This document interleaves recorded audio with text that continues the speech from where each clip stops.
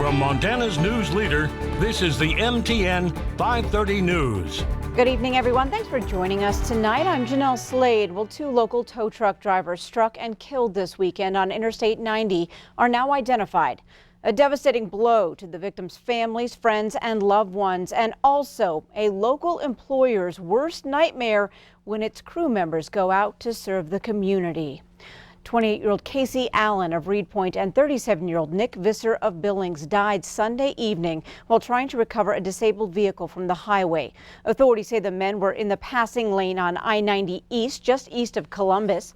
A semi-truck slowed down to avoid the men, but an 18-year-old Utah man driving a pickup didn't notice the semi hit the brakes.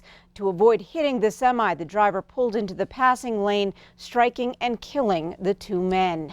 Well, a difficult time for all involved. Well, tonight, Q2's Mitch Laggy brings us reaction from the owners of Hendricks Automotive, a message of sorrow and safety. Ownership at Hendricks Automotive in Billings was truly saddened to hear about the deaths of two of their tow truck drivers over the weekend on Interstate 90 outside of Columbus. On Monday, the owners told me that they hope these tragic deaths result in a conversation about highway safety. Nick Visser, a 37-year-old husband and father, leaves behind a wife and 5 kids. He was a man who loved motorcycles, beards, and his wife's good cooking. He may have looked tough, but co-workers said his soul was gentle and kind. And 28-year-old Casey Allen of Reed Point was described as a sweet, soft-spoken man who loved the great outdoors and deserved 60 more years of fishing, bow hunting, and shooting. In the wake of the loss of these two men, ownership at Hendricks is asking the community to stay vigilant while driving and slow down for the conditions. Through this thing, it just reminds us of how we were sitting here reminding ourselves how many times that we almost got hit, and there's literally thousands and thousands of times. So, I mean, we're just asking people when they see warning signs, when they see bad weather conditions, slow down. There's people out there trying to get people out of the ditch. And 2 GoFundMe accounts have been set up to assist the families with funeral costs. To find them, visit the Hendricks Automotive Facebook page. In Billings, Mitch Laggy, MTN News. All right, thanks so much, Mitch. Well, we now know the name of a woman gunned down in what authorities are calling an ambush-style murder on the Crow Reservation this weekend. 26-year-old Lenita Goes Ahead from Pryor was killed Saturday in the Blue Creek area near the reservation line. She is the daughter of Crow Vice Chairman Carlson Duke Goes Ahead. Officials are not giving specifics on how she died, but a federal arrest warrant has now been issued for 27-year-old Taylor Plainbull. Plainbull is 6 feet tall and 200 pounds. The FBI says Plainbull is considered armed and dangerous. Authorities say he often spends time at the Lazy KT Motel in Billings. Well, search and rescue crews with help from Malmstrom Air Force Base have spent most of the day trying to recover the body of a missing hiker near Monarch, but to no avail. The Cascade County Sheriff's Office says the body of 20-year-old Brendan Rollins was located Sunday in the bottom of a ravine inside Sluicebox State Park.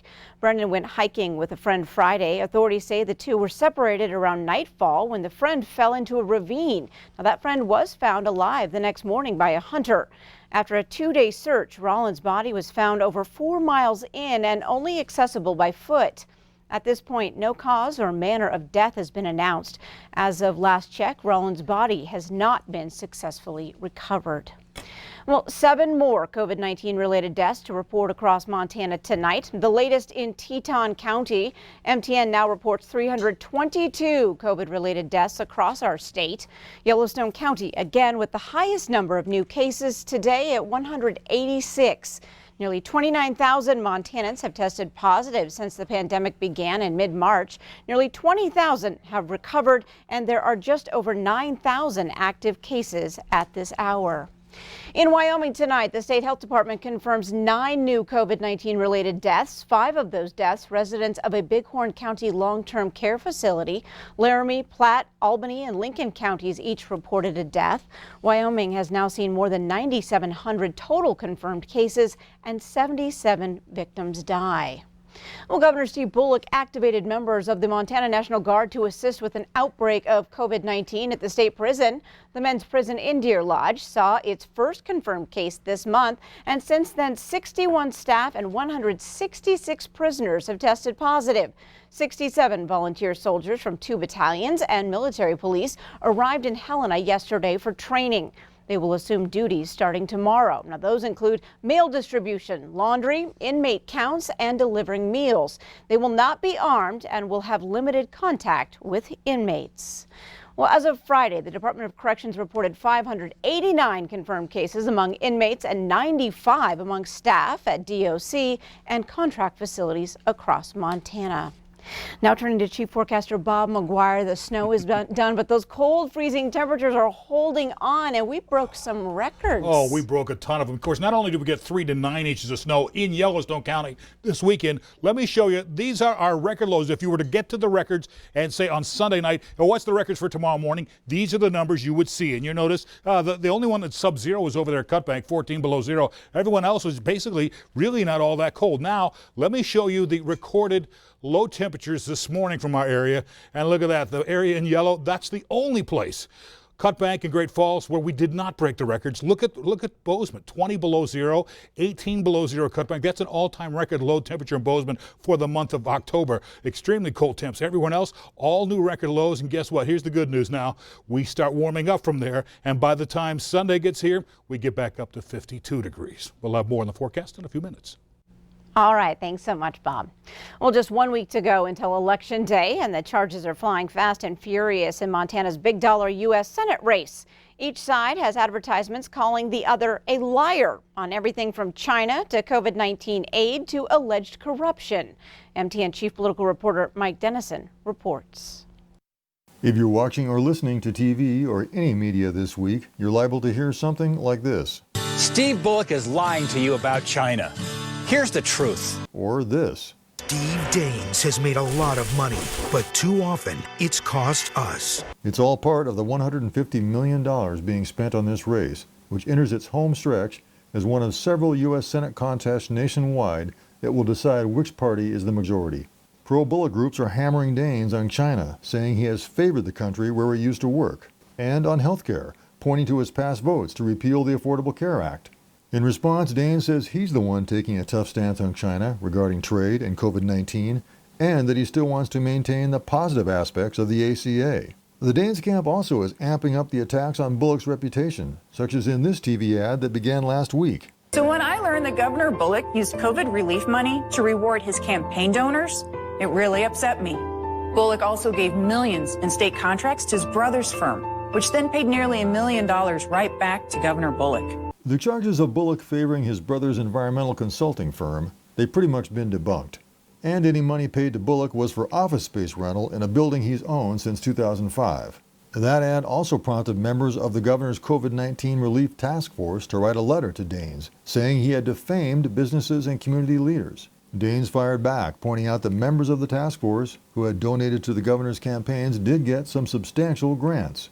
The Bullock campaign bought ads Sunday in the state's major newspapers, saying Daines is repeating lies told first by outside groups about the governor's family and the task force.